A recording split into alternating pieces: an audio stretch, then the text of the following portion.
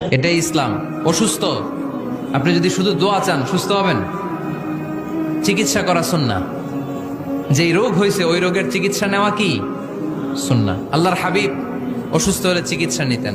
হাতে একবার বিচ্ছু কামড় দিল আল্লাহর হাবিবের আঙ্গুলে, তিনি রেগে গেলেন, ব্যথা পেলেন, আর বিচ্ছুরে বললেন, আরে বিচ্ছু, মানুষও চিনোস না, নবীও চিনোস না, কোথায় কামড় দিতে হবে এটাও জানোস না। কিন্তু কামড় যখন দিয়ে ফেলছে বিশ্বনবী ব্যথা পাচ্ছেন। বিশ্বনবী সূরা ইখলাস পড়ে ফাতিহা পড়ে ফু দিতে লাগলেন, আর আম্মাজান আয়েশাকে বললেন লবণের পানি গরম দিয়ে ঢালতে থাকো।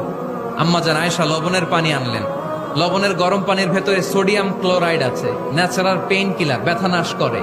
আম্মাজান আয়েশা গড়গড় করে লবণের পানি ঢালতে লাগলেন, আল্লাহর হাবিব কোরআন পড়ে ফু দিতে লাগলেন। পানি ঢালা শেষ, গড়গড় করে লবণের পানি ঢালা শেষ, বিশ্বনবীর দোয়া পড়া শেষ, এর মধ্যে আঙ্গুলের ব্যথাও শেষ। কারণ দুইটার সমন্বয় হয়েছে, দোয়াও আছে, দাওয়াও